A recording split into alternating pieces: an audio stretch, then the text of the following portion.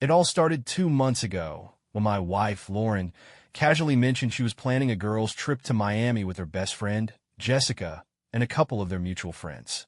Lauren had always been the kind of person who put everyone else first, me, the kids, the house. So, when she said she needed some time to recharge, I was supportive. I mean, who wouldn't be? She deserved it. Planning the trip was quick, almost too quick. Within a week, she had the flights booked, an Airbnb rented, and a rough itinerary set. She seemed happier than I'd seen her in a while. There was a spark in her eyes, and I chalked it up to the excitement of escaping the daily grind for a bit. I joked about how she'd better bring me back a souvenir, and she laughed, saying, "You've already got everything you need right here," as she kissed me on the cheek. The day she left, the kids and I dropped her off at the airport. Ethan, our 10-year-old, joked that he wanted to stow away in her suitcase, and Lily, who's only 6, clung to her leg like Lauren was leaving forever. She reassured them it was just for a week and that she'd call every night. When she hugged me, she lingered for just a second longer than usual. "I'll miss you," she whispered, and for a moment, I felt this strange twist of emotion. I wasn't jealous or worried, just off. The first few days of her trip seemed normal. She sent photos of herself and Jessica lounging on the beach, cocktails in hand, sunglasses perched on their noses. She texted me updates about the weather, the food, and the gorgeous Airbnb they'd rented. "Wish you were here," she said at one point, attaching a picture of herself on a balcony overlooking the ocean. At night, she FaceTimed me and the kids. Ethan and Lily would fight over who got to tell her about their day first, and she listened patiently, smiling. She looked relaxed, her hair a little messier than usual, and her skin glowing from the sun. She even made time to ask about my day, though she laughed when I told her it was just the usual work, feeding the kids, and walking Charlie. But by the third day, something shifted. Her texts became shorter, less frequent. She stopped sending photos altogether. When I'd message her, it sometimes took hours for her to respond, and when she did, it was always with an excuse. "Sorry, babe, busy day," or "we were out on a boat." No service. It wasn't like her, but I told myself I was overthinking it. One night, I called her just to say goodnight.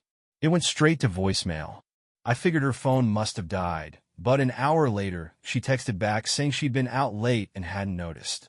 "Don't worry about me," she said. "I'm fine. Miss you and the kids." I didn't mention it the next day because, well, what was there to mention? She was on vacation, having fun. I didn't want to come off as controlling or insecure. Lauren had never given me a reason to doubt her. By the time the week ended, I was ready for her to come home. I missed her more than I expected, and the kids were a handful on my own. Charlie, our overly energetic golden retriever, seemed to miss her too. He kept looking at the door like she'd walk through any second. When I picked her up at the airport, she greeted us with hugs and kisses, but something about her seemed different. Her smile didn't quite reach her eyes, and she seemed quieter than usual on the ride home. I asked her if she had a good time, and she said she did, but that she was exhausted and needed to catch up on sleep.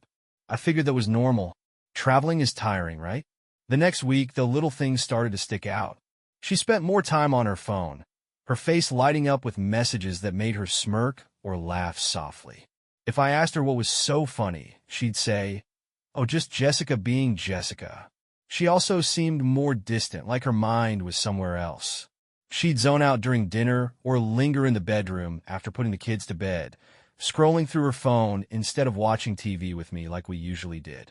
I chalked it up to her getting back into the swing of things after the trip. But then there was the night she got a call and stepped out of the room to take it. When I asked who it was, she said it was work-related, except she didn't work late calls like that, and her tone had been different. Softer. Almost nervous.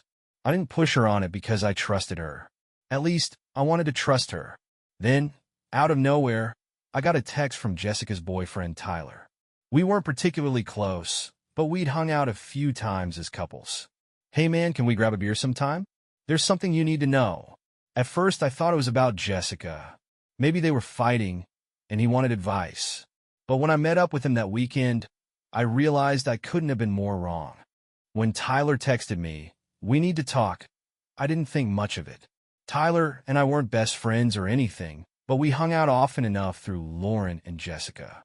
Maybe he wanted advice about his relationship, or maybe he just needed to vent about work. I replied, "Sure, man. What's up?" He suggested meeting at O'Malley's, our usual spot, and I didn't hesitate. It was a rare chance to relax after a hectic week of solo parenting. The kids were asleep when I left. Charlie sprawled out on the living room rug, wagging his tail lazily as I grabbed my keys. Lauren was already in bed. She'd been tired since coming back from Miami.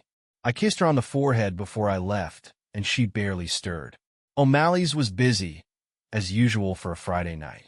Tyler was already there, sitting at a corner table with a beer in front of him, staring at the label like it held the answer to life's greatest mysteries. When I walked in, he glanced up briefly and gave me a tight smile, but his face was pale, his usual easygoing demeanor replaced by something off. "Hey, man," I said, sliding into the seat across from him. "You all right? You look like you've seen a ghost." He didn't answer right away. Instead, he gestured for the waitress to bring me a beer and took a long swig from his own bottle. "Not really," he finally said. "This isn't exactly a fun conversation." That got my attention. Tyler wasn't the type to beat around the bush. "What's going on? Is everything okay with Jess?" He shook his head, his fingers drumming against the table. "It's not about Jess. It's about Lauren." My stomach tightened, and I leaned forward. "Lauren? What about her?" He glanced around the bar, as if making sure no one was listening, then leaned in closer. "It's about the Miami trip," he said, lowering his voice. Jess didn't want me to say anything, but, man, I can't keep this to myself. My heart started pounding. The Miami trip? The one where Lauren had sent me photos of beaches, cocktails, and sunsets, calling every night to check on the kids? "Okay, what about it?" I asked, trying to keep my voice steady. Tyler hesitated, then pulled out his phone. "Look, I'm just going to show you. It's easier this way." He scrolled through his gallery for a moment before handing me the phone. I took it, not sure what I was expecting, but when I saw the picture, my breath caught in my throat. It was Lauren, standing on a beach at sunset. But she wasn't alone. A man I didn't recognize had his arm draped casually around her waist. They were both smiling, looking way too comfortable with each other. "Who the hell is this?" I asked, my voice sharper than I intended. Tyler winced. "His name's Eric. Some guy they met at a bar." I stared at him, waiting for more. "And?" Tyler took a deep breath. "Jess said it started out as a group thing, drinks, dancing, but it didn't stay that way." My mind was racing. "What are you saying, Tyler? Just spit it out." He rubbed the back of his neck, clearly uncomfortable. "I'm saying," Lauren hooked up with him. "Jess's photos. A video, even." The words hit me like a freight train. "That's not possible," I said, shaking my head. "Lauren wouldn't do that." "I didn't believe it either," Tyler said, his voice tight. "But you need to see this." He scrolled to a video and handed me his phone again. My hands were shaking as I took it. The clip was short, but it felt like an eternity. It was taken in a crowded nightclub, neon lights flashing, music thumping in the background. And there in the middle of it all was Lauren. She was kissing Eric like they were the only two people in the world. His hands were on her hips, pulling her close, and she wasn't stopping him. I couldn't breathe. "This has to be a mistake," I said, though my voice didn't sound like my own. Tyler shook his head. "It's not a mistake. Jess said Lauren disappeared with him that night. She didn't come back to their Airbnb until the next morning." I felt like the world had stopped spinning. My wife, the woman I'd built a life with, the mother of my kids, had betrayed me. "Why are you telling me this?" I asked, my voice barely above a whisper. "Because you deserve to know," Tyler said. Just didn't want me to say anything, but I couldn't just sit on it. If it were me, I'd want to know. I sat there in stunned silence, the weight of his words pressing down on me like a ton of bricks. My mind was spinning, replaying every moment from the past few weeks, every phone call, every text, every smile Lauren had given me since she came back. How could she sit there and act like nothing happened? I left the bar without saying much else. Tyler called after me, "Don't do anything stupid," but his words barely registered. I needed to get out of there, to clear my head, to figure out what the hell I was supposed to do now. When I got home, Lauren was sitting on the couch, scrolling through her phone. She looked up when I walked in and smiled. "Hey, you're back. How was the beer with Tyler?" I stared at her, my heart pounding. She looked so normal, so calm, like she hadn't just torn my world apart. "It was fine," I said, forcing my voice to sound steady. She nodded and went back to her phone, oblivious to the storm raging inside me. Was she texting him right now? Was she thinking about him while I was standing right there? That night, I couldn't sleep. Every time I closed my eyes, I saw that video, those pictures. I needed proof, real, undeniable proof, before I confronted her. So, at 2 a.m., while she was asleep, I did something I never thought I'd do. I took her phone from the nightstand and unlocked it. What I found made my blood run cold. The room was silent except for the faint hum of the ceiling fan. Lauren's phone felt heavy in my hands, the glow of the screen casting an eerie light across her peaceful face. My heart was racing as I opened her messages, my hands shaking so badly that I almost dropped the phone. The first few conversations were harmless. Chats with her mom, a group text with Jessica and some of their other friends, messages from work colleagues. For a brief moment, I thought maybe Tyler had been wrong. Maybe this was all some massive misunderstanding. But then I saw it, a thread with a contact saved as E. I hesitated, staring at the letter like it might burn a hole through the screen. Part of me didn't want to open it, didn't want to see the truth staring me in the face. But I had to know. My thumb hovered over the name for a moment before I tapped it. The thread was full of messages, stretching back weeks. Some of them were casual, banter about music, jokes about Miami's weather. But as I scrolled further, the tone shifted. "Last night was amazing. I can't stop thinking about you. I wish I could see you again, but it's complicated. Don't forget our little secret." Winky face.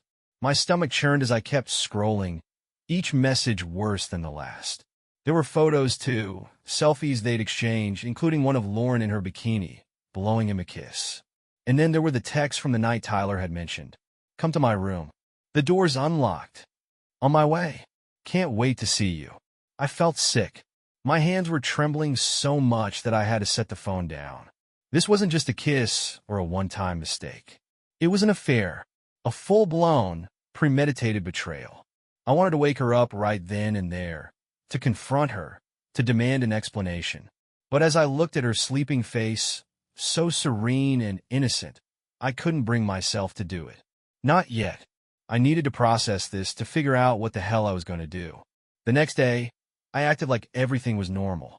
I got the kids ready for school, took Ethan to his soccer practice, and walked Charlie around the neighborhood. All the while, the weight of what I'd seen hung over me like a dark cloud. Lauren was her usual self, chatty, cheerful, asking about my day like nothing had happened. It made me furious, but I kept it bottled up. I called Tyler later that afternoon, needing to hear his side of things again. "Are you absolutely sure about all of this?"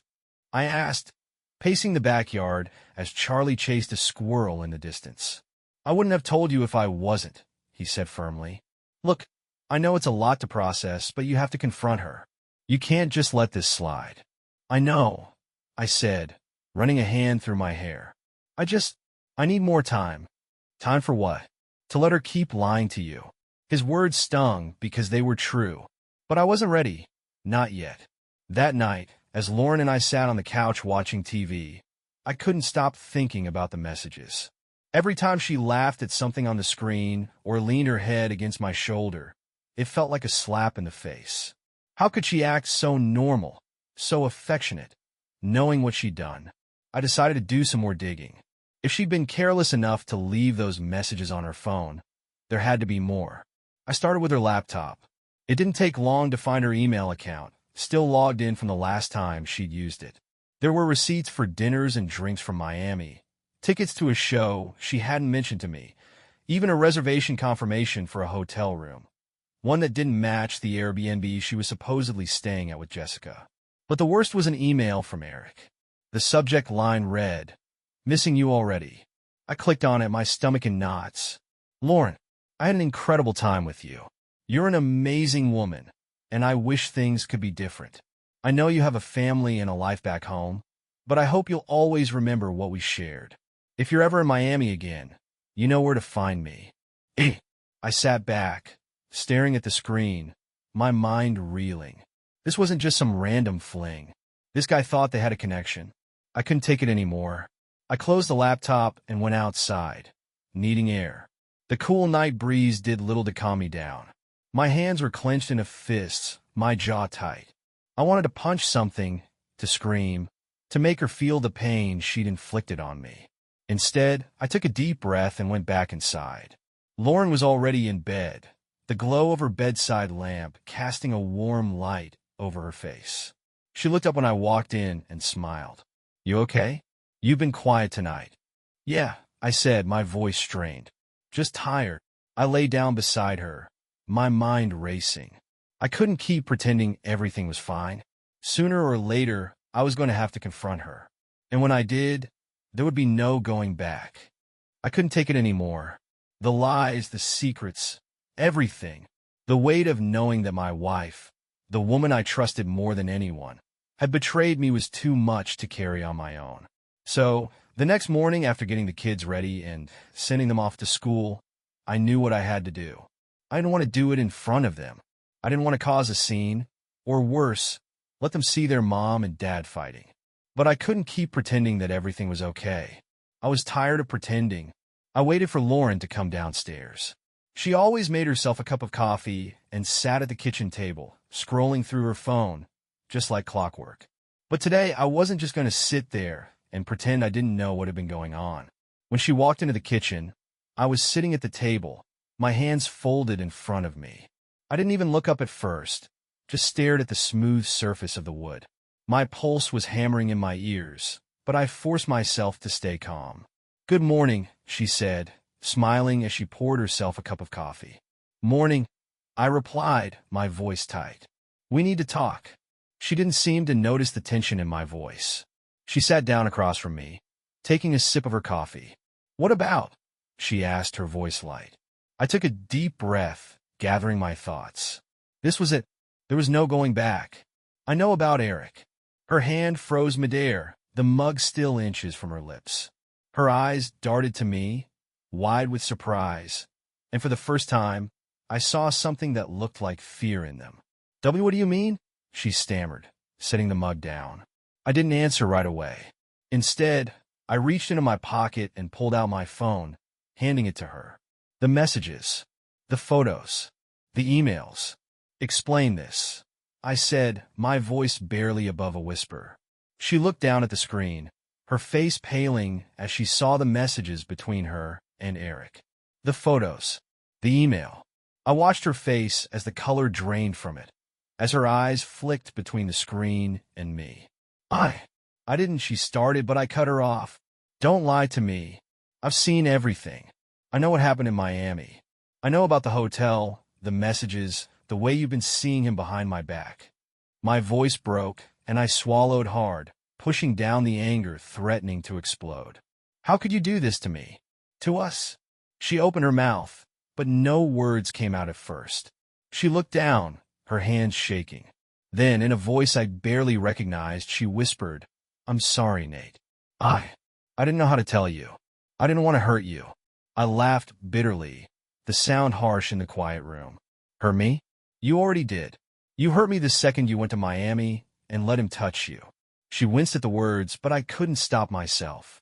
The betrayal was too deep, too raw. "I never meant for it to get this far," she said, her voice cracking. "It started off just a fling, a mistake. But I couldn't stop. It felt good, Nate. I felt alive again." Stop," I yelled, the frustration boiling over. "You don't get to say that. You don't get to make excuses for this. We have 2 kids, Lauren, a family, and you went off with him, letting him take your body while I stayed here, taking care of everything. You're a mother, for God's sake. How could you do that to me?" I stood up abruptly, walking away from the table. My mind was a whirlwind of anger, hurt, and disbelief.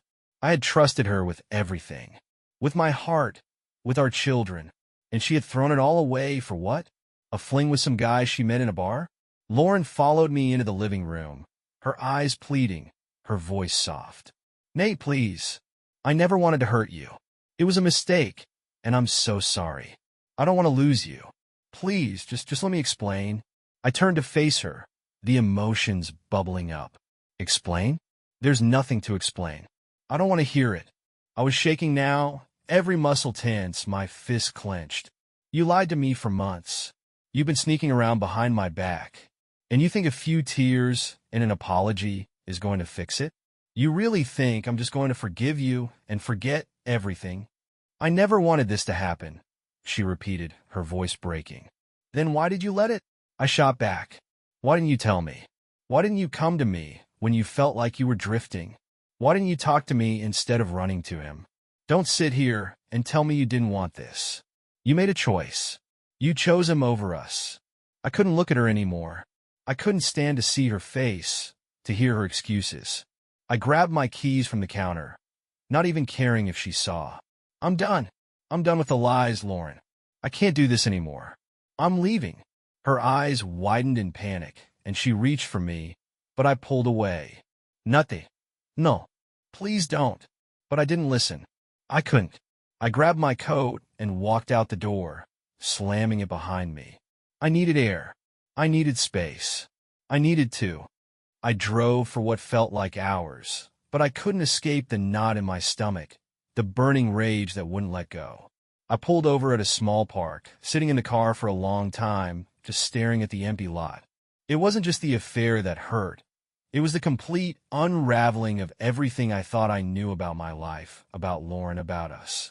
I thought I had everything figured out. We had a family, 2 kids, a house, all the usual things. We were supposed to be a team, but Lauren had made a choice that shattered the foundation we built. And now, as I sat in my car, I had to make a choice too. I couldn't go back to her. Not like this. Not after everything. I had trusted her with my life, and she had betrayed me. I didn't know if I'd ever be able to forgive her, but I knew I couldn't live this lie anymore. Eventually, I headed back home, not knowing what kind of confrontation was waiting for me when I walked through the door. The silence in the house felt different now. It wasn't the familiar peace of a family home. It was thick, suffocating, like a weight pressing down on me. When I stepped inside, Lauren was sitting on the couch, her face streaked with tears. She looked up at me, but she didn't say anything. There was nothing left to say, I guess. You should have told me, I said, my voice low, tired. You should have been honest from the start. Maybe it wouldn't hurt so much if you had been. She shook her head, barely able to speak. I didn't know how. I didn't know how to face you. I didn't know how to tell you that I had messed everything up. Yeah, well, you didn't. And now here we are. I dropped my coat on the chair and sat down across from her. The kids would be home soon, and I didn't want them walking into this. But I knew this conversation needed to happen. The air between us was thick with everything unsaid. I can't stay here, Lauren, I said, looking her in the eyes for the first time in hours. I can't stay with someone who doesn't respect me, who doesn't respect our family. You've torn this apart, and I don't know if I can ever put it back together. Her eyes were full of sorrow, and I could see how much she was hurting, but I couldn't allow myself to feel sorry for her. I had to stay strong, even if it broke me. I'm so sorry, Nate. I didn't mean for any of this to happen. I didn't think I could lose you. Her voice cracked as she spoke. But I was done listening to the apologies. I had heard them all before. Lauren, I don't even know who you are anymore. You're not the person I thought you were. And I'm not the person I thought I was, either. I gave you everything, and you took it and threw it away. I stood up again, walking over to the window, looking out into the yard. The kids would be here soon, and I needed to figure out how to explain this to them. How do you tell your kids that their mom and dad are breaking up? That their mom wasn't who they thought she was? I turned back to Lauren, feeling the weight of the decision pressing down on me. I'm leaving, Lauren. I'm done. You can stay here, and I'll take the kids when I can. But we're done. She looked as though she had been hit with a physical blow, and for a moment, I almost felt bad. But the truth was, I had no more room for guilt. I had to do what was best for me, for the kids, even if it hurt like hell. As I reached for my phone to start making arrangements, the doorbell rang, pulling me from my thoughts. I walked over and opened the door, half expecting to see the kids coming back from school. But it wasn't them. It was Tyler. Tyler was standing there, his face a mix of concern and something else I couldn't place. He hesitated before speaking. I know this isn't the best time, but I wanted to talk to you, man. I raised an eyebrow. About what? About Lauren. About what happened. I feel like you deserve to know everything, he said quietly. I motioned for him to come inside. We both sat in the living room, the air thick with tension. Lauren isn't the woman you think she is, Nate, Tyler started, his voice low. I didn't want to be the one to tell you, but after everything, you deserve to know the full story. My heart dropped into my stomach. What do you mean? Jessica told me about the affair, he said, his voice filled with regret. She didn't know how to tell you, and I didn't want to get involved, but after seeing you like this, I couldn't stay silent. I stared at him, processing what he said. What's that got to do with you? Tyler hesitated for a moment. I was the one who told Jessica to tell you. I figured you deserved to know the truth. But I also need you to understand. Lauren had been pushing you away for a long time. She didn't just do this out of the blue. She was unhappy, and she didn't know how to talk to you. I was too numb to respond. It didn't make a difference now. The truth was out, and Lauren's actions spoke louder than any explanation ever could. I don't care what she felt, I said, my voice firm. What she did to me and the kids, that's what matters. I don't want to hear any more excuses. Tyler nodded, understanding. I get it. I just wanted you to know I'm here for you, man. And I know this is going to be hard, but you'll get through it. I didn't know if I believed that, but I appreciated the sentiment. It was hard to imagine moving on, but something inside me knew it was the only way forward. I spent the next few hours in a daze, packing a bag, figuring out where I'd go, what I'd do. I didn't know what the future held, but I knew it was time to leave the past behind. I would find a way to make it work for the kids. I would rebuild my life, piece by piece. Lauren was gone from my heart, and I had to accept that sometimes, even the people we love the most can't be the ones we hold on to forever.